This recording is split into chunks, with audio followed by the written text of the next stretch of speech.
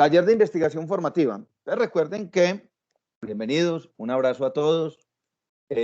Nos estamos preparando para una visita del Ministerio de Educación Nacional, que se llama la visita de pares académicos.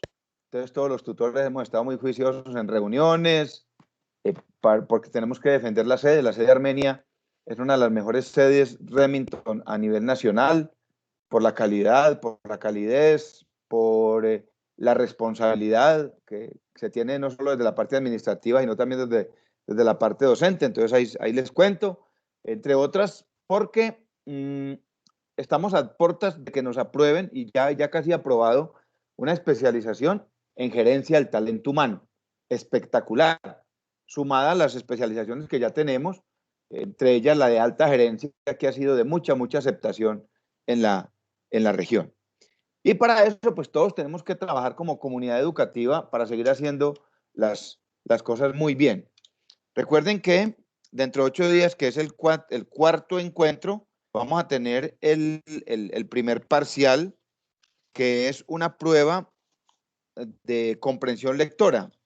Un taller, una prueba de comprensión lectora. Va a ser sencilla. Yo esta misma noche o a más tardar mañana les voy a subir a plataforma el artículo. Es un documento escrito hace muy poco por el doctor Armando Rodríguez Jaramillo, quien es el director de competitividad de la Cámara de Comercio de Armenia y el Quindío. Entonces, ¿por qué he querido escoger ese artículo? Por la contextualización. Es decir, porque la idea de hacer un ejercicio de comprensión lectora es que podamos contextualizar y que además de aplicar ejercicios de comprensión literal, como el que vamos a hacer hoy, que va a ser corto, va a ser sencillo, pues también podamos hacer un ejercicio de comprensión de lectura crítica, es decir, en el que ustedes puedan opinar. Es más, en el taller, para dentro de 8 días, voy a dejar preguntas abiertas, poderle decir a todos ustedes, Jaime, Diana, Jenny, Camilo, Johan, ¿qué opinan ustedes sobre lo que propone el autor? ¿Creen ustedes que el autor está equivocado y por qué? ¿Creen ustedes que el autor está en lo correcto y por qué? O sea, no necesariamente que todas las preguntas van a ser cerradas, no. Vamos a tener, sobre todo las preguntas críticas, las quiero dejar abiertas para que ustedes se expresen. Y recuerden que el concepto de investigación formativa es un concepto que nos debe llevar a nosotros a ser argumentativos. O sea, cada vez que nosotros expresemos nuestro criterio, expresemos nuestra forma de pensar, pues lo vamos a hacer con elementos argumentativos, es decir, elementos que estén sustentados en componentes teóricos, en componentes reales. Por ejemplo, el artículo dice: el departamento del Quindío está por construir la cultura de la quindianidad, y habla de elementos de empresa, habla de elementos de empleo, habla de la cultura del quindiano, ¿ya? Entonces hay una conclusión del señor Armando Rodríguez. ¿Qué piensa usted sobre esa conclusión que él da? ¿Qué tan enfocado está? ¿Qué tan perdido está? Pero siempre con elementos argumentativos. Entonces, para dentro de 8 días vamos a tener ese taller. Hoy, sobre la última media hora o 40 minutos, vamos a desarrollar un taller de comprensión lectora literal. Y ahorita explicamos qué es comprensión lectora literal. Suena como conocido. Y aquí pareciera como estarnos devolviendo, con estos ejercicios que vamos a hacer, como estarnos devolviendo al colegio. Pero yo ya les decía a ustedes, hay una preocupación no solo de la Corporación Universitaria de Remington, sino de todas las universidades, porque hay un informe del ICFES y hay un informe de la organización PISA. La organización PISA es una organización mundial que desarrolla pruebas no solo de conocimiento técnico, sino de capacidades, para identificar capacidades y habilidades en los nuevos profesionales, en los estudiantes de educación media, y una investigación hecha por aparte, por cada una de las dos. El ICFES y esta organización PISA han llegado a una conclusión, que cerca del 80% de los educandos y de los nuevos profesionales tienen una gran dificultad en el desarrollo de habilidades lectoras y sobre todo de comprensión lectora. Entonces, por eso el ministerio ha pedido a las universidades: mire, desde las áreas de humanidades, inclusive desde las áreas técnicas, desde la Facultad de Ciencias Investigativas, todo lo que tiene que ver con la Vicerrectoría de Investigación, que se fomente en nuestros estudiantes la lectura, pero con un enfoque de comprensión en sus diferentes niveles. Entonces, el taller de hoy es de lo más sencillo que hay en comprensión lectora, que es la comprensión literal.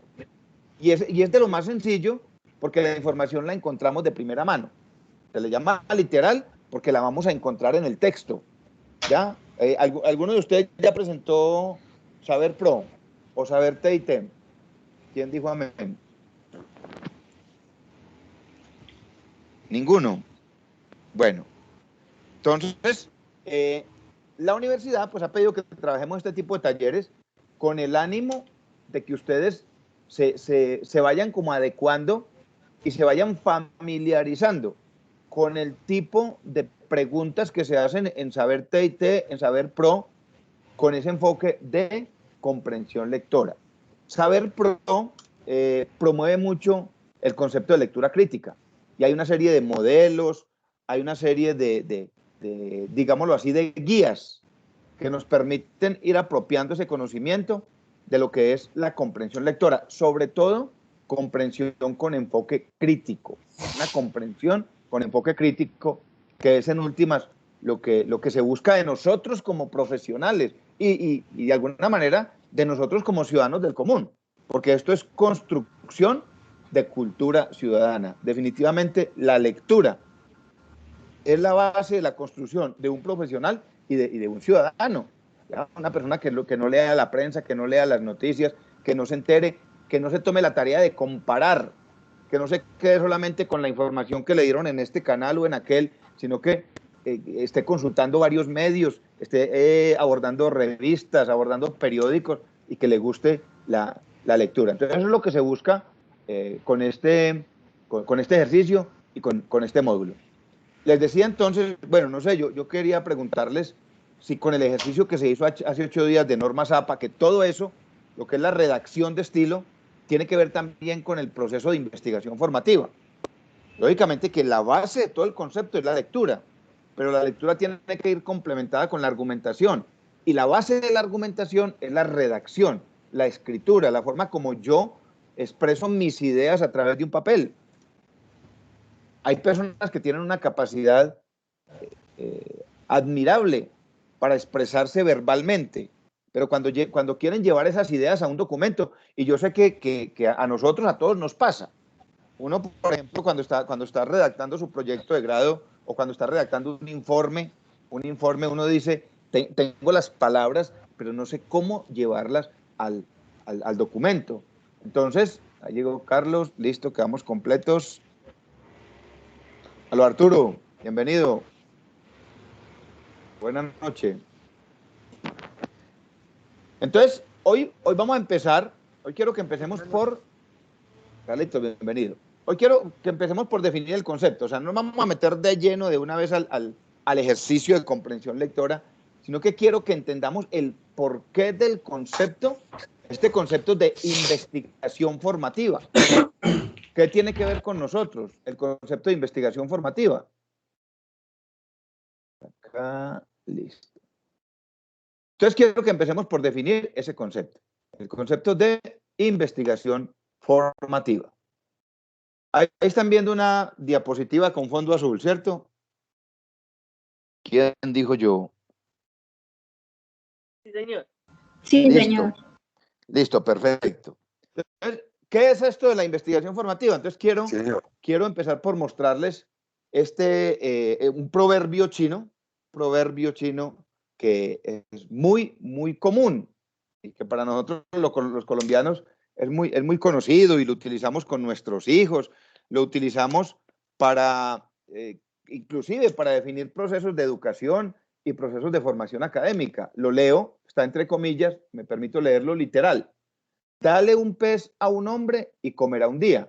Enséñalo a pescar y comerá siempre. O sea que lo que este proverbio chino dice es, mire, a las personas, vamos al ingreso por acá, a alguien, ¿quién está por fuera? Nah, bueno. Lo que dice este proverbio chino es, que a las personas no hay que darles las cosas, sino enseñar a ganárselas. Eso es lo que hemos entendido siempre de este proverbio chino. Pero cuando nosotros traemos este proverbio al concepto de educación, al concepto de formación, entonces ya el proverbio nos genera ciertas dudas frente al concepto de lo que es la educación y lo que debe ser la formación entendida, entendida como un proceso de construcción de conocimientos, de construcción de habilidades, de construcción de habilidades. Y entonces vamos a definir según muchos pedagogos, pero en este caso particular, Paulo Freire, que es pedagogo brasilero, quien es uno de los ponentes de la pedagogía constructiva y de la pedagogía de la enseñanza y aprendizaje práctico, el aprendizaje práctico. Entonces dice Paulo Freire, entrecomillado, enseñar no es transmitir conocimiento. Entonces, si nosotros nos vamos al sistema educativo colombiano, y al sistema educativo en muchos países suramericanos, vamos a encontrar que el proceso de formación académica lo hemos direccionado en un solo sentido y lo hemos definido históricamente como el proceso de transmitir un conocimiento, de transferir un conocimiento ¿de quién? De una persona que es un docente, que es un tutor, a otras personas que son los aprendices, los estudiantes. Vamos a ver quién está por acá tratando de ingresar. Listo, Juan Camilo. Entonces, Paulo Freire dice, no, enseñar es crear condiciones para que haya una producción o construcción de conocimiento. O sea que, según este pedagogo, el conocimiento, el proceso de producir conocimiento debe ser una tarea creadora. Y ahí es donde nace el concepto de la investigación formativa, que no es otra cosa que la contextualización de unos elementos teóricos en una vida real, en una vida cotidiana, donde aplicamos nosotros los conocimientos que adquirimos en la universidad. Por ejemplo, ¿dónde ejerce un contador público? Un contador no se gradúa y se queda en la universidad presentando exámenes. No, él tiene que salir a ejercer su profesión en las empresas, en empresas públicas, en empresas privadas, y él tendrá que haber desarrollado unas habilidades propias. Yo creo que a ustedes les ha pasado, a mí también me ha pasado como estudiante, cuando el profesor le pone a uno un ejercicio como medio diferente en el examen y uno le dice al profesor, venga, pero es que usted esto no lo ha enseñado. Siempre pensando en que la formación y la educación es esa transferencia unilateral de conocimientos y no el producto de una concertación, de construcción de conocimiento colectivo entre el tutor o el profesor o el facilitador, la institución, el estudiante y la sociedad en general. Como administradores de empresas, nosotros ejercemos nuestra profesión en empresas de verdad, en empresas reales. Y entonces aquí viene el complemento a este concepto de lo que es enseñar.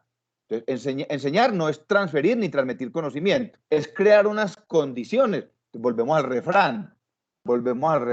Si yo a una persona le enseño a pescar y le enseño solamente con una varita, ¿qué va a pasar el día que no tenga la varita? ¿Será que se va a morir de hambre porque no aprendió a pescar sino con la varita? Pero si desde el sistema le estamos creando a nuestros estudiantes habilidades, capacidades para resolver situaciones. Mire, nosotros como profesionales nos enfrentamos cada día a situaciones totalmente diferentes.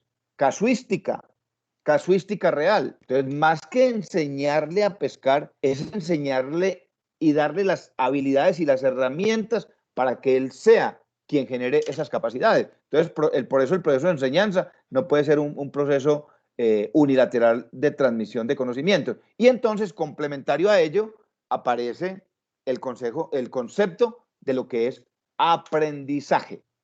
Mire, Oscar Duque, yo creo que ustedes lo conocen, profesor nuestro, él tiene la costumbre de preguntarle a los estudiantes cada vez que edita una clase, muchachos, ¿aprendieron? Y la mayoría, sí. Pues seguramente que ellos dicen que sí aprendieron porque les quedó claro el concepto, porque él lo explica muy bien. Y él les dice, no, muchachos, déjenme con tristeza decirles algo. Ustedes realmente se van a dar cuenta si aprendieron, si se apropiaron de este concepto. Es más, hay un pedagogo que utiliza la palabra aprender con doble E, con H, una H intermedia y doble E, que significa agarrar. Entonces Oscar dice, ustedes se van a dar cuenta si realmente aprendieron el día que se den cuenta que adquirieron unas destrezas, unas habilidades, unas conductas que van acompañadas no solo de lo técnico, sino de los valores del ser humano, del desarrollo de los valores del ser humano. Entonces, el día que usted tenga la capacidad de resolver una situación en la empresa, una situación que se le presentó, y que usted la podrá resolver acompañado de unos elementos teóricos, de unos elementos que abordó y que conoció en su proceso de formación académica, ese día podrá decir usted que realmente aprendió. Es decir, que ese proceso, enseñanza-aprendizaje, quedó consolidado, quedó realmente consolidado y que ese caso que usted logró resolver se convirtió en un elemento más de aprendizaje y de construcción de conocimiento, porque eso nunca se le va a olvidar. Entonces, el proceso de aprendizaje es lógicamente el resultado final del estudio, de la experiencia, de la instrucción, del conocimiento, del razonamiento, de la observación. Ese es realmente el proceso enseñanza-aprendizaje. Entonces, volviendo al adagio, entonces, yo realmente considero que aprendí el día que se me partió la vara de pescar y empecé a pescar con el nylon solo, o empecé a pescar con un costal. ¿Por qué? Porque creé mis propias estrategias y mis propias herramientas para resolver situaciones que se me presentan en la vida. Entonces, bajo esos dos componentes, bajo esas definiciones de lo que es realmente enseñar y de lo que es realmente aprender, definido por los pedagogos modernos, Ausubel, el mismo Freire que acabamos de mencionar, entonces definimos lo que es un proceso de investigación formativa. Ustedes, desde el momento en que se matricularon en la universidad, decidieron iniciar un proceso de investigación formativa. Corresponde a la universidad definir y aplicar el modelo. Entonces, todos los pedagogos coinciden en afirmar que la investigación formativa es un proceso de construcción de conocimiento que se desarrolla a través de la reflexión y el conocimiento del entorno. Es un proceso sistemático que permite vincular la teoría con la práctica y además con la experiencia pedagógica. ¿Qué quiere decir esto?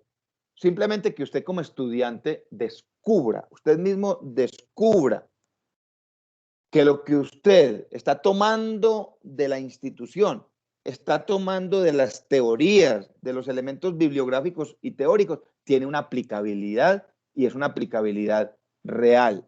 Por eso nosotros como profesionales ejercemos eso en un mundo real, en empresas de verdad, en una sociedad real que nos exige no solo los conocimientos técnicos, sino también un conjunto de valores, los que nos dan ese valor agregado como profesionales. La investigación formativa es una estrategia pedagógica, que lo que busca es fortalecer el proceso de enseñanza-aprendizaje en un entorno real, en un entorno donde el individuo se reconozca como parte integral de una sociedad, que se reconozca como un actor social.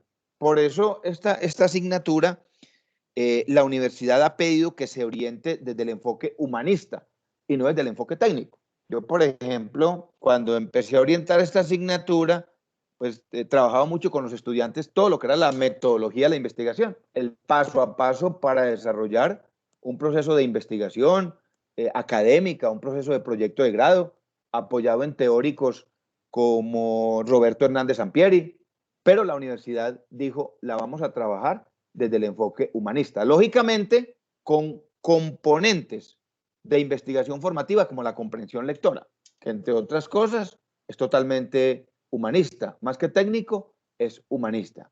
Entonces, según estos pedagogos, queda el interrogante. ¿Enseñamos a pescar o aprendemos a pescar? ¿Enseñamos nosotros cómo resolver situaciones o son ustedes los que aprenden? Es decir, los que toman, los que agarran los conceptos para resolver sus propias situaciones. Que en el momento en que usted esté gerenciando una empresa o esté al frente de un nivel intermedio de una organización, pues usted deberá tomar sus propias decisiones. Y para eso, entonces, existen métodos, existen técnicas, existen procedimientos.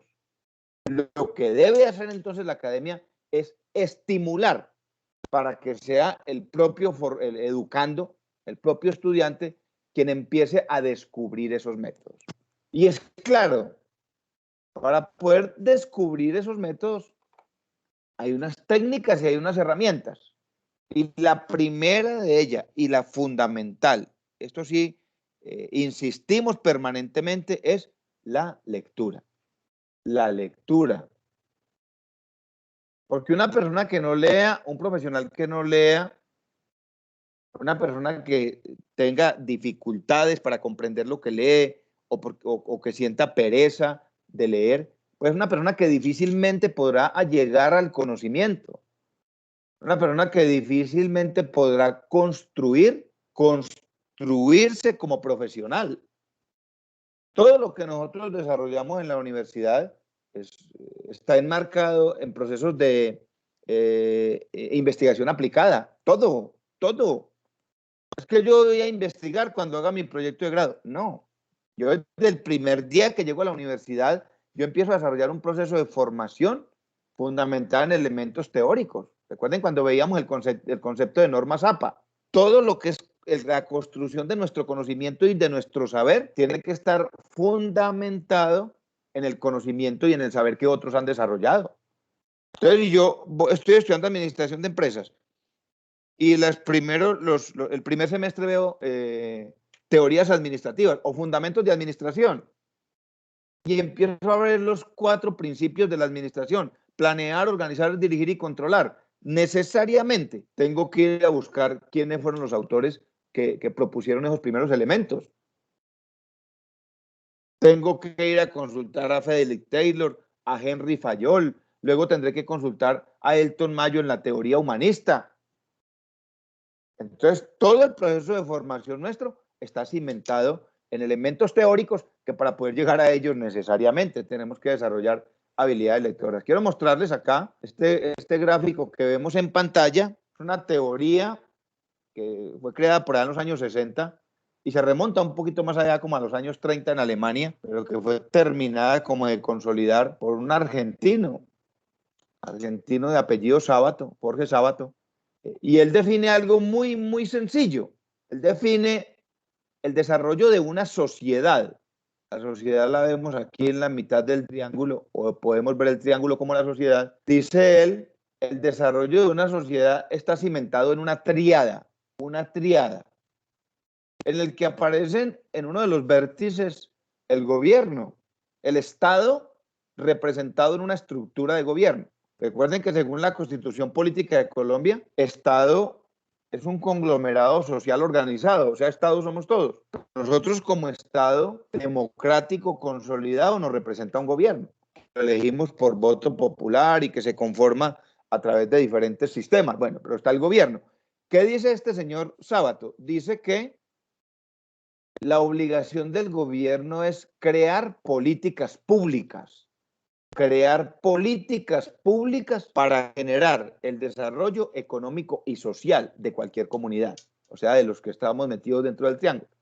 Luego viene Sábato y se para aquí en el sector empresarial o en el sector productivo y dice Sábato, a las empresas les corresponde dinamizar la economía y generar la riqueza. Es decir, el gobierno define las políticas públicas para que las empresas puedan producir, transformar, comercializar y exportar.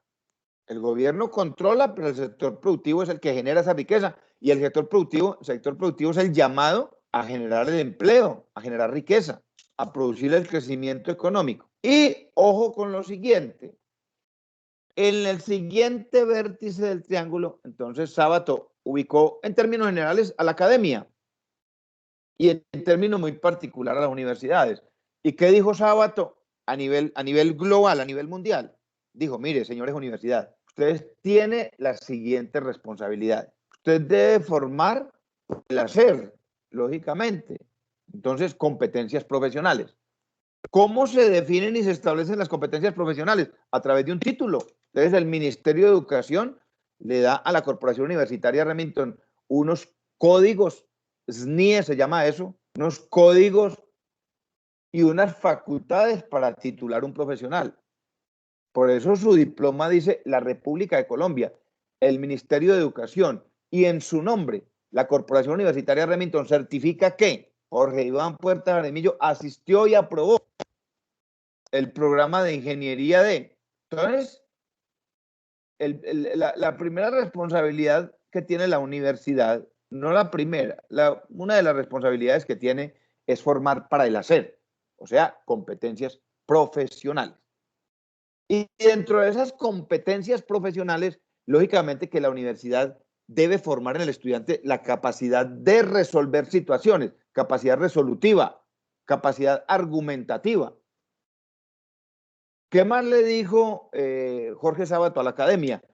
Usted tiene otra responsabilidad muy grande, formar para el ser, o sea, formar el profesional íntegro en valores, no solo en la parte técnica, sino también en valores, ético, moral en cada una de sus actuaciones. Y le dijo a las universidades, y finalmente son ustedes los que tienen que desarrollar investigación formativa para que a través de esos productos de investigación el gobierno pueda formular políticas públicas y el sector productivo pueda intervenir los mercados. En Colombia pasa lo contrario. En Colombia las universidades entonces desarrollan procesos de investigación formativa para adentro, para guardar en los anaqueles. La mayoría de proyectos de grado que ustedes desarrollan, que son buenísimos, que son de contexto, que tienen que ver con la realidad de nuestra región, de nuestro país, terminan en un anaquel, terminan en una biblioteca guardados. Y más o menos el 60% de la investigación para el sector productivo lo hace el mismo sector productivo, lo hacen las mismas empresas. Las empresas tienen departamento de investigación de mercado, por ejemplo, y un pequeño porcentaje lo hace directamente el gobierno, por ejemplo, la empresa Cenicafé, que es de la Federación Nacional de Cafeteros y que se dedica de manera exclusiva a hacer investigación en el tema caficultor. Algunas universidades, muy pocas, que reciben recursos de Colciencias, trabajan para hacer investigación y poner esa investigación en contexto, poner esa investigación en contexto. Bajo ese modelo pedagógico encontramos a un señor que se llama Michael Gibbons, y él dice, definitivamente hay dos modelos de construcción de conocimiento.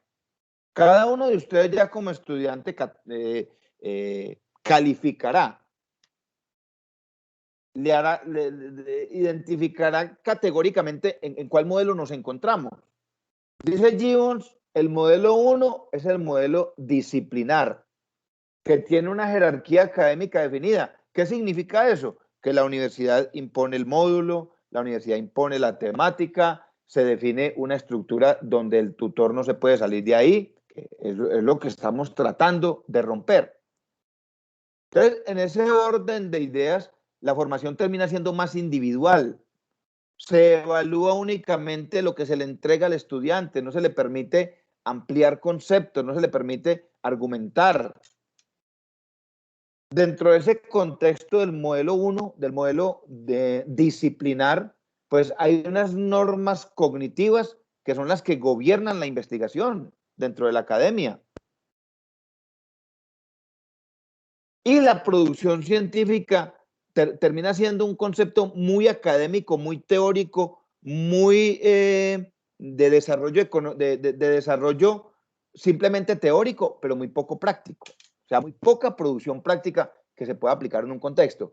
¿Qué es lo que se busca con la investigación formativa? Aplicar un modelo transdisciplinar, como lo plantea este señor Gibbon. aplicar un modelo transdisciplinar. En el modelo transdisciplinar no existen las jerarquías académicas. O sea, en una jerarquía académica de un modelo disciplinar, el profesor es el que tiene la última palabra. En el modelo transdisciplinar, la construcción de conocimientos se da en colectivo. Ya, porque es que hoy en día todo el conocimiento está a un clic y habrá información que el docente no la tenga, pero que la tiene un estudiante. Un estudiante que, por ejemplo, en el caso nuestro, donde la mayoría de ustedes trabajan, habrán respuestas que el profesor no las tenga, pero que el estudiante con su experiencia en una empresa tenga la respuesta. Mire, Puerta, esto se hace así, de esta manera. Entonces, en este modelo transdisciplinar no hay jerarquía. La última palabra no la tiene el docente. Y permanentemente se invita al estudiante a que dude del concepto, a que amplíe el conocimiento a través de búsqueda de nuevos conceptos. Es un modelo donde el estudiante se hace mucho más participativo en su proceso de formación académica. Pero repito, si ustedes observan esto, la base para poder construir un modelo transdisciplinar es la lectura. Definitivamente la lectura, porque es que ahí es donde está la información. Y allá es donde tenemos que llegar a construir modelos transdisciplinares. Quiero que veamos por acá para pasar ya a iniciar con el concepto de la comprensión lectora, que es tan importante. El rol, miremos un poco el rol que ejercen en un modelo transdisciplinar, es decir, en un modelo sin jerarquía académica, en un modelo plano, en un modelo colectivo de construcción de conocimiento. ¿Cuál es el rol que juega tanto el tutor o el docente como el estudiante? Entonces, en este modelo pedagógico de investigación formativa, el docente es un organizador. Claro, yo soy el que organizo las diapositivas, yo soy el que organizo el tiempo, de alguna manera el que modero el diálogo. Tengo que generar en ustedes una motivación a través de diferentes elementos. Tengo que facilitar el proceso, yo tengo que desarrollar un proceso administrativo de evaluar, de entregar unas notas y todo lo demás. Pero la construcción del conocimiento se da en el espacio del estudiante o el rol del estudiante. Porque es ahí donde se deben generar las ideas, es ahí donde se debe desarrollar la capacidad investigativa. Y cuando hablamos de capacidad investigativa, no es otra cosa de la capacidad para poner en contexto lo que vemos en unos elementos teóricos. Ah, venga, es que claro, es que en mi oficina o en mi empresa yo veo que tienen una estructura organizacional o un organigrama totalmente piramidal. Todas las decisiones tienen que llegar al gerente. Por eso allá, para hacer una compra o para hacer cualquier tipo de negociación, se demora tanto la toma de decisiones, porque siempre la decisión tiene que llegar al gerente. O sea, empezar a identificar esos componentes teóricos en un entorno real, en un entorno que permita generar estas competencias. Entonces, estas son las competencias que debemos desarrollar nosotros como profesionales desde el primer día de clase. Inclusive, esto se tiene que trabajar en los colegios, se tiene que trabajar desde los colegios, porque nos pasa que llegamos a la universidad con unas debilidades muy, muy fuertes en temas de comprensión lectora, en temas de redacción, en temas de producción literaria, en temas de argumentación. Entonces, lo que busca este modelo pedagógico al que quieren llegar todas las universidades y todas las instituciones educativas, lo que busca es formar en los estudiantes unas competencias. Competencias que serán el producto final en el profesional, cuando ya se gradúe. Entonces, hay unas competencias que son interpretativas. ¿A qué se refiere eso interpretativo? A reconocer un entorno, interpretar un entorno, interpretar una lectura, interpretar un foro, interpretar una situación que se presente en la empresa. Otra competencia que es la argumentativa, que es la capacidad de sustentar, la capacidad de sustentar una posición. ¿Usted por qué piensa esto? Mire, por esto. ¿Usted por qué piensa que el departamento del Quindío está en una situación económica compleja? Claro, está en una situación económica compleja porque el 86% de la estructura empresarial pertenece al sector terciario. Ya con eso argumentó. Porque durante más de 10 años Armenia y el Quindío viene ocupando los primeros puestos de desempleo e informalidad. Ya con eso argumentó. Esos son elementos argumentativos. Y viene el componente más importante para el desarrollo de nuestras empresas y nuestras organizaciones. Usted como profesional debe ser propositivo. Debe ser propositivo. Ya, yo he escuchado esta semana una conferencia con Juan Carlos Echeverry, que fue ministro de Hacienda, y Juan Carlos decía, en este país todo el mundo tiene el qué, pero nadie tiene el cómo. Entonces todo el mundo sabe qué hay que hacer, pero nadie sabe cómo. Todo el mundo sabe que hay que reactivar la economía. Y decía Juan Carlos, ¿cómo? Alguien que proponga cómo. Todo el mundo dice que en el Quindío hay que reactivar el turismo, pero nadie ha dicho cómo. Por eso nosotros tenemos que desarrollar esas habilidades propositivas, y vamos a ver acá las herramientas que nos permiten a nosotros aplicar este modelo pedagógico que se llama la investigación formativa. Y encontramos unos elementos que ustedes mismos, inclusive sin que el profesor se lo exija, uno sabe de las dificultades que ustedes tienen, por ejemplo, en tiempo. La mayoría de ustedes trabajan. Yo sé que a esta hora alguno o algunos de ustedes estarán conectados inclusive desde el celular, desde la empresa, cumpliendo con esa difícil tarea de estar a tiempo, de hacer presencialidad. Pero tenemos que abrir algunos espacios, así sean pequeñitos, y aplicar actividades individuales que nos permitan la construcción de conocimiento. Por ejemplo, realizar escritos cortos, escritos simples. ¿De dónde van a salir esos escritos simples? De elementos bibliográficos que yo esté abordando a través de lectura comprensiva, de lectura no necesariamente tenga que ser técnica, realizar mapas conceptuales, realizar resúmenes, realizar consultas bibliográficas. A veces nosotros estamos, generalmente, cuando leemos un libro, al final, o cuando leemos una revista indexada, al final encontramos las fuentes, lo que llamamos las fuentes o las referencias o las bibliografías, y muy pocas veces nos da por consultar 2 o 3 fuentes de estas referencias o de estas bibliografías. Hacer reseñas de consultas, socializar con los amigos, con las familias, hacer lecturas dirigidas o lecturas orientadas hacia nuestra área de formación académica. Estas son las estrategias individuales que ven ustedes acá al lado izquierdo de la diapositiva, pero también hay unas que se pueden proponer y que las debe proponer el docente. Por ejemplo, elaborar las guías de trabajo para el desarrollo del módulo en colectivo, teniendo en cuenta la opinión de los estudiantes. Los estudios de casos son fundamentales para la formación del profesional, pero casos reales, casos de la vida real, que nos permitan contextualizarnos con un entorno, con nuestras empresas, realizar foros, realizar seminarios. Vea, yo les cuento una anécdota.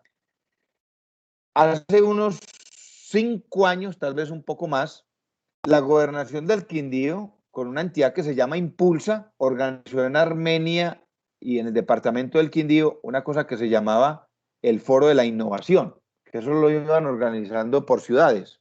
Y traían un conferencista espectacular, traían un conferencista que lo aportó la embajada alemana en Colombia para hablar sobre los métodos pedagógicos de investigación formativa, porque en Alemania lo aplican perfecto. En Alemania tienen el modelo donde el estudiante va 2 días a un salón de clase y los otros 3 días está en la empresa, aplicando lo que aprendió. Entonces trajeron un conferencista, un pedagogo alemán, con traductor y con todo lo demás. Y necesitábamos poner 1.600 asistentes al centro de convenciones. Y se abrieron las inscripciones y nosotros pensamos que la gente no iba a caber allá. Escuchen esto. Nos fuimos para la Universidad del Quindío, cuando eso yo laboraba con la gobernación, en el área de emprendimiento y competitividad. Nos fuimos para la Universidad del Quindío a decirle a los profesores de administración, a los profesores de economía, miren, necesitamos que los estudiantes vayan a este foro. Y fue tan triste la situación que hubo un caso, por ejemplo, donde un docente me respondió, no, mire, caballero, lo que pasa es que los estudiantes no pueden perder clase.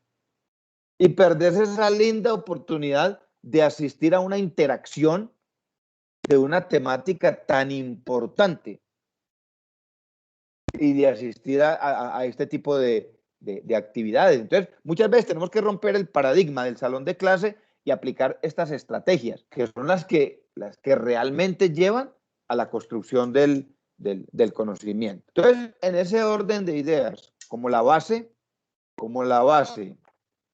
del, del concepto de la investigación formativa es la lectura, y la universidad nos ha pedido que trabajemos el concepto de comprensión lectora.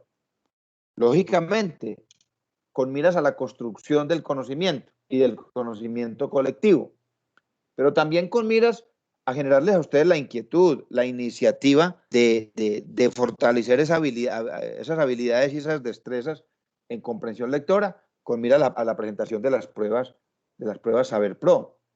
La universidad viene en un proceso de acreditación de alta calidad y pues necesita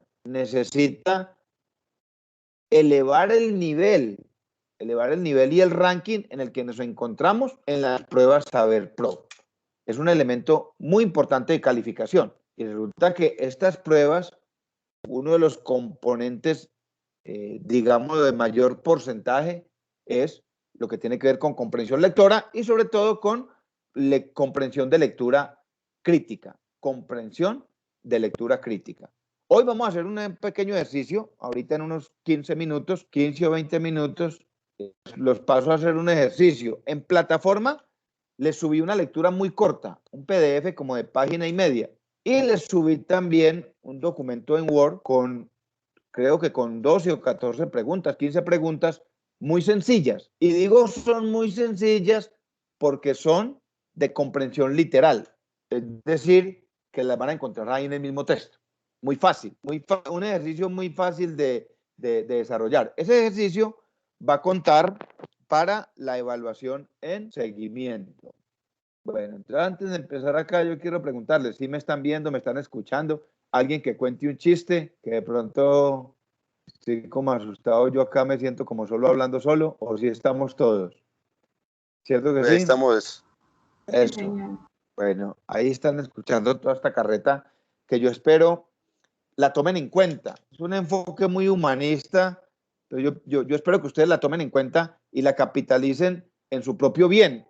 Que ustedes entiendan permanentemente que su proceso de formación académica está afincado, está sustentado, está fundamentado en la lectura. En la lectura. Mire, el que de ustedes se quede con la información que el profesor le entregó, créanme, y lo digo con respeto, lo digo con mucho cariño por cada uno de ustedes, el que se quede nada más con la información que el tutor le entregó, que el profesor le entregó, que el docente le dio, créame que le va a ser muy difícil ejercer su ejercicio profesional. Va a ser muy, muy complejo. Y hoy tenemos una gama muy amplia y unas capacidades con este elemento tan democrático como lo es el Internet. Yo hace 8 días les enseñé, o les enseñé, no, les mostré cómo acceder a bases de datos con información de libros, de artículos, de revistas indexadas que nos permite adquirir conocimiento. Ustedes, por ejemplo, en bases de datos como Dialnet, como Cielo, como Scopus, como el mismo Google Scholar, ustedes encuentran artículos cortos de competitividad, artículos cortos de negociación internacional, artículos cortos que los van poniendo en contexto, artículos de 3, 4 hojitas, que no les exige demasiado tiempo, pero que sí les va a aportar muchísimo a su proceso de formación académica. Entonces, rápidamente vamos a ir definiendo qué comprende el concepto. Vamos a definir qué es leer.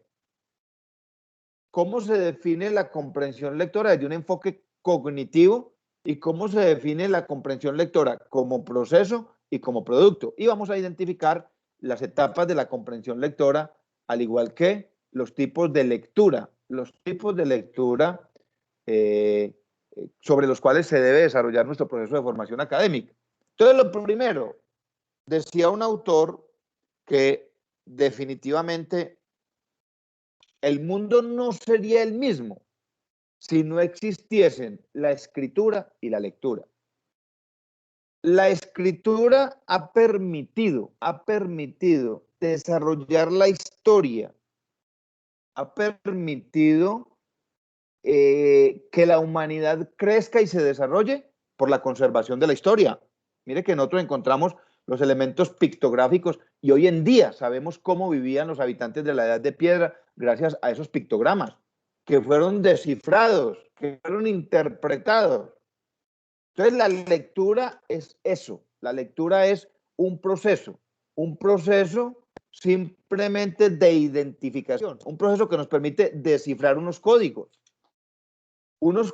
que para nosotros son unas letras, y esas letras se unen y conforman otros códigos que son palabras, y esos códigos que son palabras se unen y conforman otros que son frases, y esas frases se unen y conforman otros que son párrafos. Por eso nosotros descifrar un código en un idioma que no conozcamos, difícilmente vamos a poder interpretarlo. No podremos leer en chino, no podemos leer en hebreo, en árabe, algunos de ustedes leerán en inglés porque tienen acceso a esa decodificación de esos códigos. Entonces, la lectura es un proceso de descifrar códigos, pero de descifrarlos ¿para qué? Para buscarles un significado. Eso es leer. Eso es leer. Encontrar un significado a los códigos que se nos plantean dentro de una estructura. Eso entonces es leer. Ahora, encontramos muchos autores que definen el concepto de leer. Leer también es construir una representación gráfica. ¿No les ha sucedido a ustedes que ustedes van leyendo y la mente como que va volando? Sobre todo cuando leemos, por ejemplo, textos recreativos, novelas. Yo recuerdo que yo creo que me leí todas las novelas de Pablo Coelho por ese misterio que manejaba. Y, por ejemplo, cuando él cuenta la historia del profeta Elías, yo me lo imaginaba. Yo leía y cerraba los ojos y me imaginaba a un señor llegando donde la viuda a llevarle la limosna. O sea, leer es reconstruir gráficamente los elementos que encontramos a través de esos códigos que son las letras. Hay muchos autores que definen el concepto de lo que es la lectura. Ahora, así como hay muchos autores que definen el concepto de lectura, también hay muchos que definen el concepto de lo que es comprensión lectora. Comprensión lectora. Todos coinciden en afirmar que la comprensión lectora tiene dos enfoques o tiene dos líneas. Uno, como producto. Comprensión lectora como producto. ¿Qué significa la comprensión lectora como producto? Significa que es el resultado final de un proceso. Aquí ya estamos mencionando proceso y producto. Entonces, por ejemplo, ustedes me escuchan a mí hablar de las teorías administrativas. Hoy en día yo hablo de las teorías administrativas como un producto que ya tengo en mi mente. Yo ya sé, y no porque me lo haya aprendido de memoria. ¿Qué es lo que pasa? Que dentro del proceso cognitivo, dentro del proceso de adquisición de esos conocimientos, he mencionado tantas veces a Elton Mayo que ya como que me lo imagino. Y ya sin necesidad de recurrir a una memoria mediática de momento, sino a una memoria de largo plazo, yo ya sé cuáles fueron los postulados de este señor, de Henry Fayol, de Frederick Taylor. Yo ya sé cuáles fueron los experimentos que realizó Elton Mayo. Y no porque me lo hubiera propuesto algún día aprendérmelo de memoria, no, sino que la memoria de largo plazo fue construyendo un producto al que hoy yo apelo para dictar mis clases. Entonces, la comprensión lectora como producto está relacionado con la memoria de largo plazo. La memoria de largo plazo, es decir, en el tiempo yo voy construyendo ese conocimiento, lo voy almacenando, lo voy aplicando. O sea que la comprensión lectora es un producto. Pero para llegar a ser producto, entonces la comprensión lectora se tiene que desarrollar como un proceso. Y como proceso la comprensión lectora apela a la memoria inmediata, o sea, a la memoria de corto plazo. ¿Qué quiere decir esto?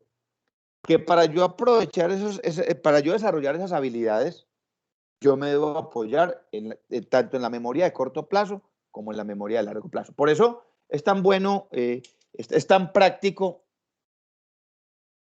leer pequeños párrafos y tratar de memorizar situaciones, tratar de memorizar fechas. ¿Ya? Yo, por ejemplo, hablo de la matriz del marco lógico y la comparo con la metodología de marco lógico en formulación de proyectos y la comparo con la metodología SOOP. Y a mí no se me olvida que la metodología de marco lógico fue creada en 1960. Se me quedó la fecha grabada. ¿Por qué? Porque fue un proceso de construcción de conocimiento que empezó con la memoria inmediata. Entonces, ¿cómo fortalecer la memoria inmediata? ¿Cómo fortalecerla? Mire, aprendiendo canciones, aprendiendo poemas. Yo recuerdo que yo de joven, ya hoy en día estoy viejito, yo de joven me aprendí todas las poesías del indio Rómulo y del indio Duarte, que eran poesías populares. El duelo del Mayoral, la leyenda del Horcón. Y yo tenía la capacidad de declamar 10 poesías, 15 poesías muy extensas en un solo escenario. ¿Por qué? Porque desarrollé una habilidad de memoria inmediata, de aprenderme las cosas allí. Y a través de ese proceso de memoria inmediata fui construyendo una memoria de largo plazo, que hoy me permite hablar de la comprensión lectora como un producto, o sea, como el resultado final en memoria de largo plazo. Les decía, hay muchos autores que definen el concepto de la comprensión lectora. ¿Ya? Por ejemplo, Clark en 1977 decía que la comprensión lectora es un conjunto de procesos psicológicos. Un proceso psicológico donde opera el cerebro, donde opera la mente, donde opera inclusive el espacio, una cantidad de componentes que lo que permiten es procesar una información lingüística, es decir, procesar un texto. Nuestro cerebro es un procesador de texto y toma retiene lo que más le llama la atención, lo que más le interesa. Entonces, vamos a ver la comprensión lectora como proceso y como producto. Y vamos a abordar algunos componentes teóricos o definiciones de comprensión lectora. Dice, por ejemplo, la CEPE, que es el Diccionario Enciclopédico de Educación Especial, o el CEPE, dice que la comprensión lectora no es nada diferente a entender el significado de un texto. Y además de entender el significado del texto, entender la intención del autor. ¿Qué es lo que pretende el autor? Por eso el ejercicio que vamos a hacer dentro de 8 días, que va a ser un poquitico más extenso, le vamos a dedicar las 2 horas, lo vamos a hacer en clase como evaluación, pues va a tener los 3 componentes. Va a tener el componente de la lectura literal, va a tener el componente de la lectura inferencial y va a tener el componente de la lectura crítica. Entonces, este diccionario define la comprensión lectora como eso, venga, como entender el significado de un texto. Y por eso hay textos que se nos dificultan entender más que otros, porque la codificación, seguramente algunos textos no es entendible para nosotros. Por ejemplo, un texto de medicina, un texto de química. Mientras que habrán textos con los que nos sintamos mucho más cómodos. Por ejemplo, para mí los textos de administración de empresas, de metodología de la investigación, de formulación de proyectos, los textos políticos. Me gusta leer textos políticos y los entiendo muy fácil. Pero, por ejemplo, hay textos de filosofía. Yo no sé si a alguno de ustedes le tocó leer por ahí en el colegio El origen de la vida, de Aureliano Oparín. No tiene sino como 6 o 7 páginas, pero ¿sabe quién lo entiende? No lo entiende nadie. Entonces, yo quiero, antes de hacer el ejercicio y seguir explicando acá, para romper un poquitico el hielo, yo quisiera abrir micrófonos para quien quiera participar. Un texto o un libro con el que se haya sentido identificado, con el que haya sido de su agrado, Y si tiene de pronto en mente un texto que obligatoriamente le hayan puesto en el colegio para leer y que definitivamente le marcó la vida porque no le gustó para nada. A ver quién quiere compartir alguna experiencia antes de seguir acá con los conceptos técnicos. ¿Quién dijo yo? Un texto que le haya gustado y que le haya llamado la atención. Un libro recreativo, una novela, un libro reflexivo, alguno de los autores, un psicólogo, un sociólogo. ¿Quién dijo yo? Se me fueron todos, ¿sí ven? A ver quién se acuerda. Tienen 2 minutos ahí para que acuerden.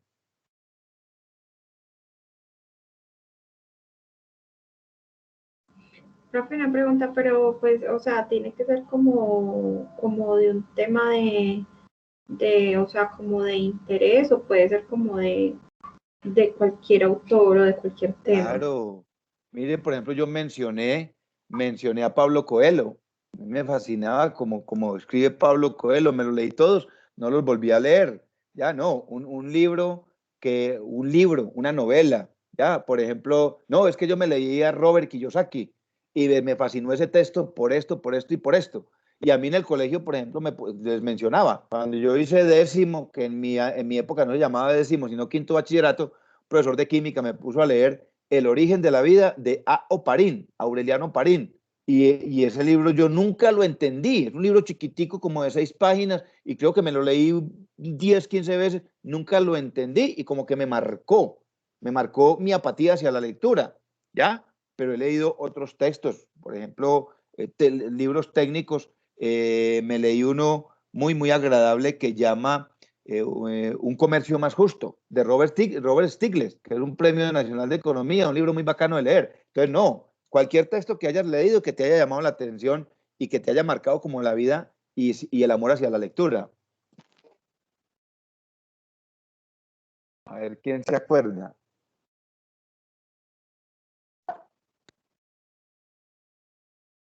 Bueno, van pensando pues, y ahorita vuelvo y abrimos micrófono. Vamos a sacar las diapositivas, van pensando en algo, en algún libro que les haya gustado, que les haya llamado la atención y de pronto otro, si lo hay, ¿ya? O por ejemplo, aquí mismo en la universidad, algún profesor que de manera obligada les haya puesto un texto y que diga, no, aquí en la universidad tuve que leer un artículo, tuve que leer un libro que definitivamente nunca lo entendí, nunca lo comprendí. Entonces seguimos definiendo o seguimos abordando algunas definiciones de lo que es la comprensión lectora.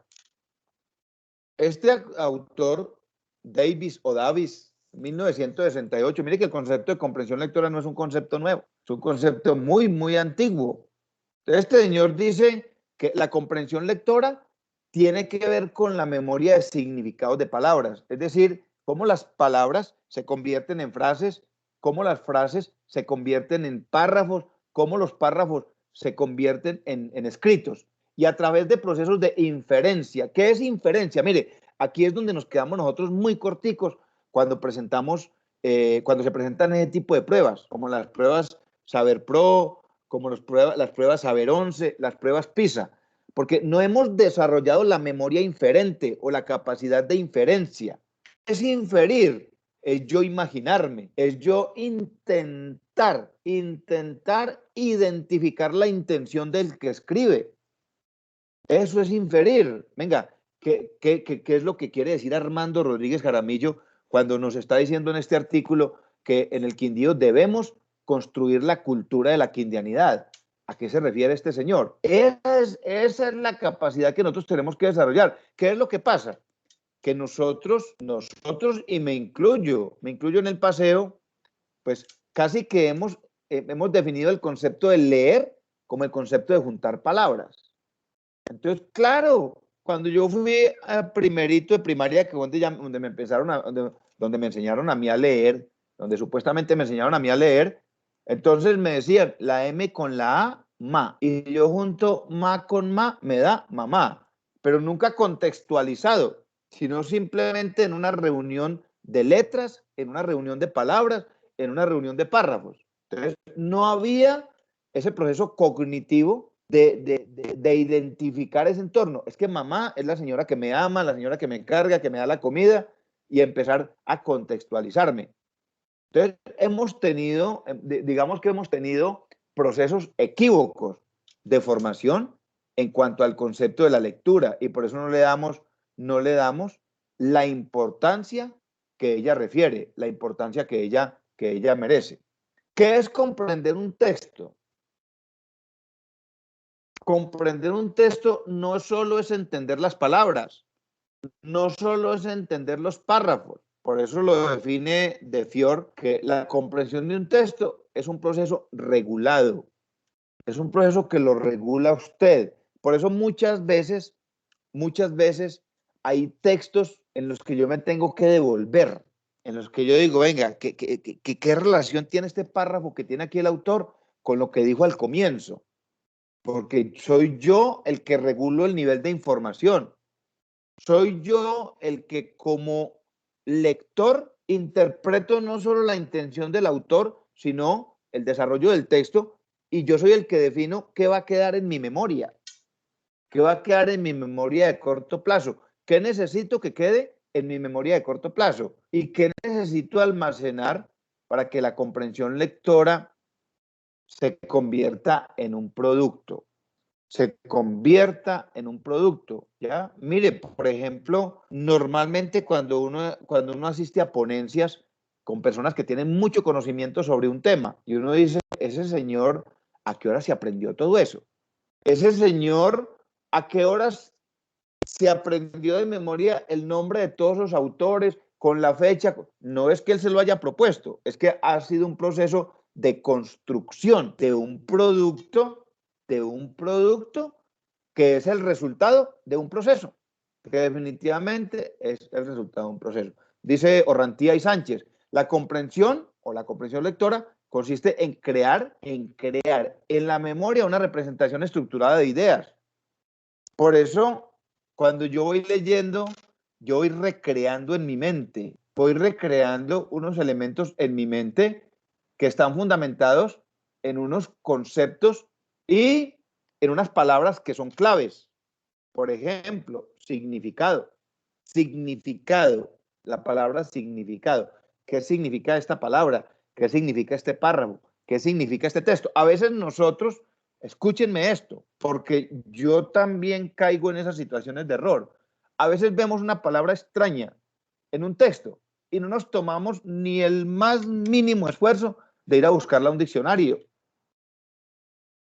Mire, les recomiendo, cuando tengan dudas sobre una palabra y no la encontraron en el diccionario Real Academia de la Lengua, hay una cosa que se llama Fundeu, que es la Fundación del Español Urgente. Fundeu, la voy a escribir por acá para cuando algún día la quieran tener, la voy a escribir en el chat.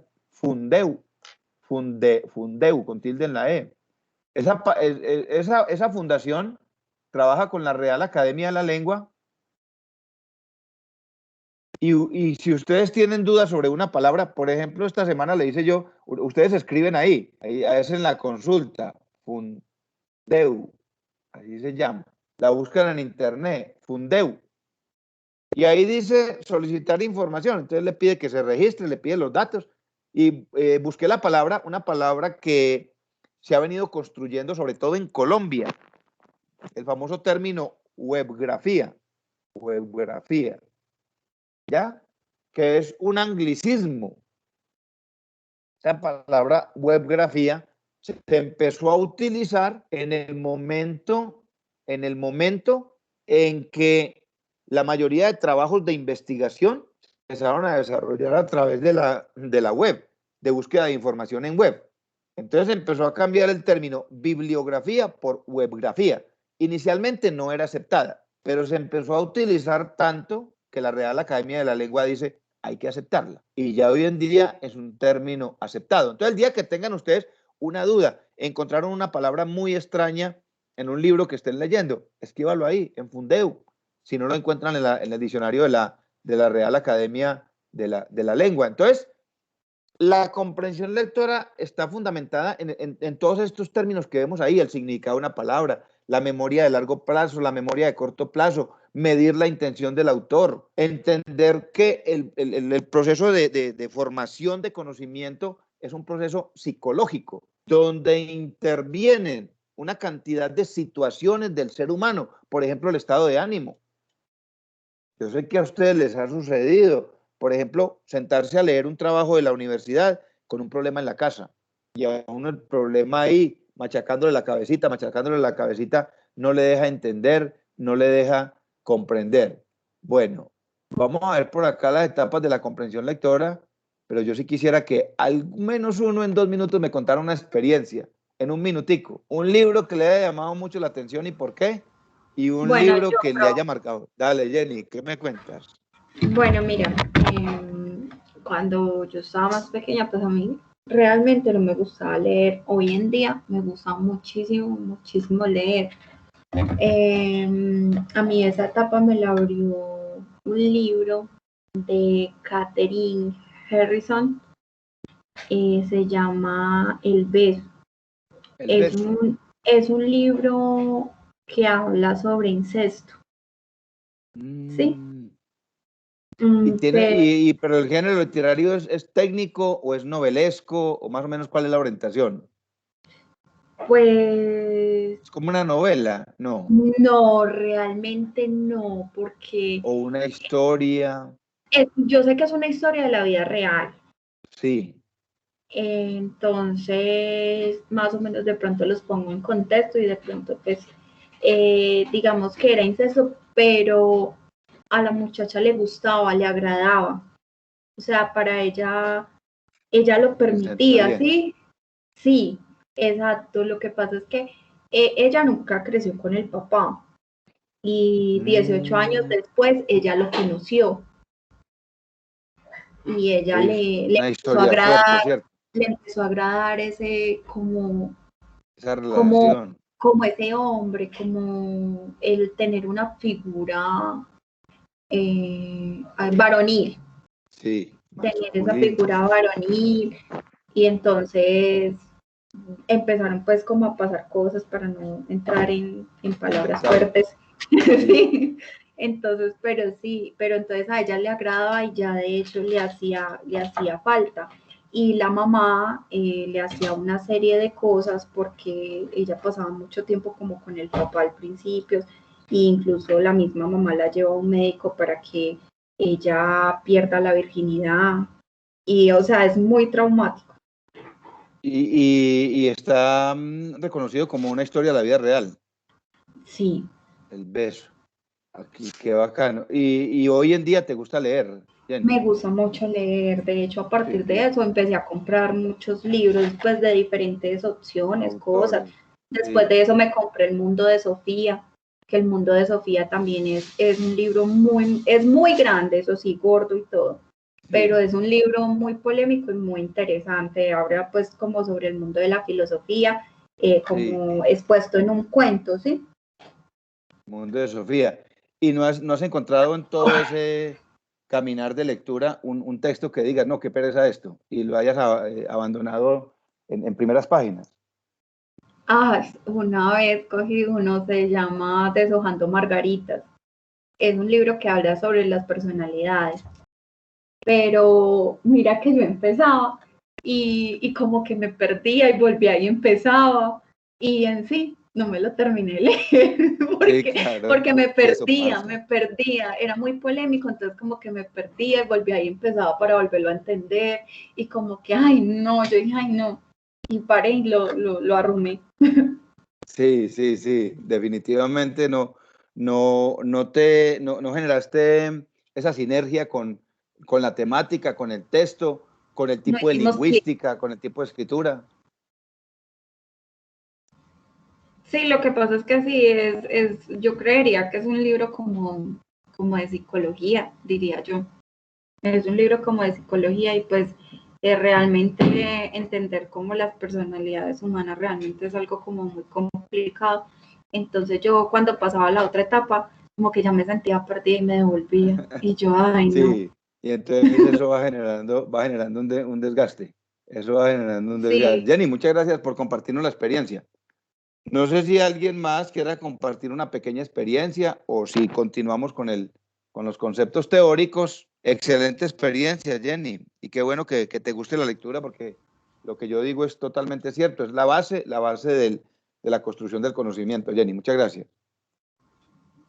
Con gusto. Bueno, ¿alguien más dijo yo? Listo. Sigamos por acá entonces. Bueno, ¿cuáles son las etapas de la comprensión lectora? Primero es todo el proceso de decodificación, decodificar. Entonces, ¿qué es decodificar? Pues lo primero es que tenemos que aprender a leer. Nosotros creemos que sabemos leer. Mira que por aquí volvió a entrar Johan, que había salido. Listo. Entonces, el primer paso de la comprensión lectora es, lógicamente, es aprender a leer. Y leer no es simplemente juntar palabras. No es solamente juntar palabras y de palabras juntar párrafos y de párrafos juntar textos. No. Decodificar es tener claro que vamos entendiendo lo que vamos leyendo, lo que vamos abordando en el proceso, sobre todo en el microproceso de lectura. ¿Cuál es ese microproceso? Pues las unidades básicas, que son los párrafos. Luego, en el macroproceso de la lectura, entender que estamos comprendiendo lo que estamos leyendo. Hay un micrófono abierto por ahí, no lo veo, eso, porfa. Entonces, el primer proceso de la comprensión lectora es aprender a decodificar. Aprender a decodificar, o sea, que las palabras se estén utilizando bien, que inclusive que los signos de puntuación estén bien ubicados dentro del texto, que haya una buena ortografía. Y luego es la sinergia que se genera con el texto, o sea, que nosotros sintamos que sí definitivamente estamos comprendiendo lo que estamos leyendo. Y entonces tenemos un nivel que es un poco más avanzado, que está definido en varias etapas y que nos permite generar algunas técnicas para apropiarnos de ese conocimiento a través de la comprensión lectora. Entonces, un elemento de esos en el nivel avanzado es la descomposición del texto por ideas o proposiciones. Normalmente nosotros cuando leemos de corrido y pocas veces nos tomamos la tarea de tomar notas, descomponer el texto por ideas. Mire, todo texto tiene una idea central, tiene unas ideas secundarias. Entonces, lo primero que yo tengo que identificar dentro de un texto, ¿cuál es la idea principal? ¿Cuáles son las ideas que secundan? O sea, ¿cuáles son las ideas que acompañan esa idea principal? Luego aprender a jerarquizar esas ideas, lo que les acabo de mencionar. Hay una idea principal, hay una idea secundaria, podrán existir otras ideas de otro nivel, de tercer nivel, de cuarto nivel, y que se van desglosando. Luego, cuando logro extractar esas ideas, a través de expresiones escritas, realizar resúmenes. Es bien importante. Es bien, mire que el proceso de la comprensión lectora o la comprensión lectora como proceso no es dedicarme simplemente a identificar los códigos, es decir, no es hacer simplemente lectura corrida, no, es acompañar la lectura de otras prácticas, como por ejemplo la realización de resúmenes. Yo siempre les digo a mis estudiantes, hombre, qué bueno, lo que acaba de mencionar, por ejemplo, Jenny, qué bueno tener no sé, en el comedor, en la sala, en la mesa de noche, tener un texto, tener un libro, un texto cualquiera que nos llame la atención y diario antes de ir a la cama leer 2 o 3 párrafos, leer una página y sobre esa página hacer un parrafito de un pequeño resumen. Un pequeño resumen, eso le va generando a uno muchísima habilidad en la parte de redacción. ¿Quién lo creyera? Pero así es. Empezando por pequeños resúmenes, pequeños párrafos. ¿Qué entendí de lo que leí? Y voy generando la habilidad que acompaña la comprensión lectora, que es la de redacción y la de argumentación. Y hay un último componente, o un componente igual al de los resúmenes, igual al de la identificación de ideas, están al mismo nivel, que es el del parafraseo. ¿Qué es el parafraseo? Es la expresión verbal de lo que se aprendió. El compartir con amigos, el compartir en la academia, por ejemplo, en estos espacios académicos. ¿Qué entendimos? Cuando lo hago en términos verbales, estoy haciendo una paráfrasis de lo que entendí. Y también lo puedo hacer, el parafraseo también lo puedo hacer en términos escritos, lo puedo hacer de manera escrita, un pequeño parafraseo, que fue lo que entendí. ¿Ya? Lo puedo hacer a manera de resumen o a manera de parafraseo. ¿Qué fue lo que entendí de lo leído? Entonces vamos a mirar por acá los niveles de comprensión lectora para que entremos a hacer el ejercicio de hoy. Son las 7:50. Yo los dejo en plataforma, repito, en plataforma, en la semana 3, que es la semana que estamos desarrollando hoy. Está el texto en PDF, es muy corto. Y está el ejercicio en Word para que lo desarrollen ahí mismo y lo devuelvan a plataforma. Es un ejercicio muy corto para hacer en 10 minutos, diría yo, 10, 15 minutos, porque es digamos, lo que la práctica más fácil, más sencilla de la comprensión lectora, que es la comprensión literal de un texto. La comprensión literal de un texto. ¿En qué consiste la comprensión literal? Como su nombre lo indica, es la comprensión textual, es la identificación textual de situaciones, de acciones, de fechas, de lugares, de nombres que aparecen implícito, que aparecen directamente dentro del texto. Es decir, que los encontramos de primera mano, que no tenemos que ir a buscar más de la cuenta. Entonces, ahí vamos a encontrar, en el texto que les puse, vamos a encontrar las respuestas a cada una de las preguntas y las encontramos de manera directa. Ahora, existe de alguna manera un nivel un poco más avanzado de la lectura literal. La lectura literal, que es reconocer ideas, reconocer sucesos, identificar entre cuáles son ideas principales e ideas secundarias. Eso también hace parte de la lectura literal, pero no lo quise poner en este ejercicio porque yo lo quiero dejar para el segundo momento, que es la comprensión lectora, no desde lo literal, sino desde lo interpretativo y desde la inferencia, ¿ya? Entonces, por hoy vamos a desarrollar simplemente el ejercicio de comprensión lectora en términos de comprensión literal de texto, es decir, preguntas con respuestas de primera mano. Muy seguramente en pruebas saber no lo iremos a encontrar tan fácil o de pronto lo encontraremos de esta manera tan sencilla como lo he planteado yo hoy en el ejercicio que vamos a hacer. Pero vamos a irle subiendo un poquitico al tono de dificultad hasta que lleguemos a la prueba final, que recuerden que la prueba final es un ejercicio práctico de prueba saber pro. Modelo que está en internet, está en las páginas del ICFES y que lo he tomado como base para hacer esa última evaluación. Entonces, el ejercicio de hoy, recuerden que es un ejercicio que lo vamos a evaluar simplemente para el seguimiento, pero está muy, muy sencillo. Entonces, yo los quiero dejar. Recuerden que está en plataforma. Yo voy a esperar acá un momento para que ustedes ingresen a la plataforma. Si tienen alguna dificultad para descargar el ejercicio, me dicen y se los envío al correo. La idea es que lo regresemos a plataforma para que nos quede la evidencia.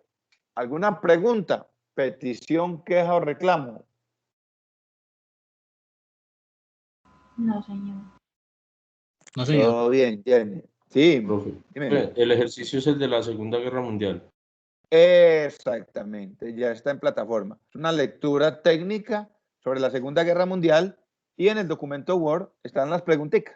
¿Ya? ¿En qué año tal cosa? Y ahí lo encuentran de primera mano.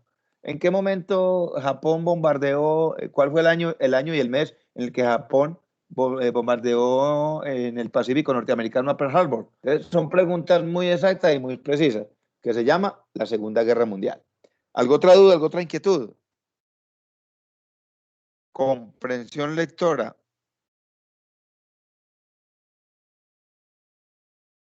Todo claro. Bien, pues entonces empiecen. Yo espero acá unos segunditos, unos minutos, por si alguno tiene algún inconveniente. en descargar la información.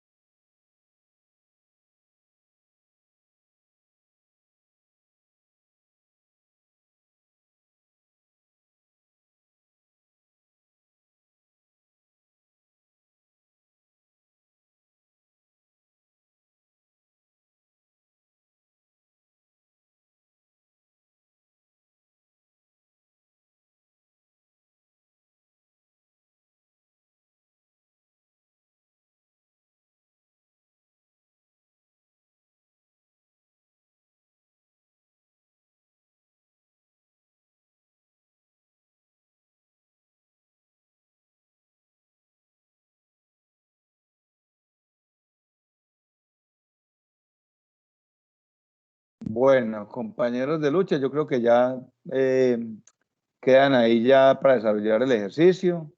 Venga, pongo acá mi número de teléfono por si alguno tiene alguna inquietud. Ya todos lo tienen.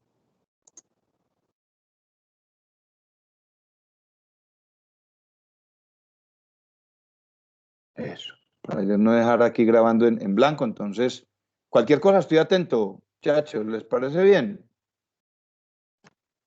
Listo, profe, muchas Listo, gracias. profe, muchas gracias. Listo, Hasta muchachos. luego. Sí, profe, muchas gracias. Gracias. Feliz noche. Feliz noche. Que estén muy bien eso. Entonces, por Gracias, favor, me profe. regresan el documento ahí a plataforma. ¿Listo? Dios los bendiga. Feliz noche.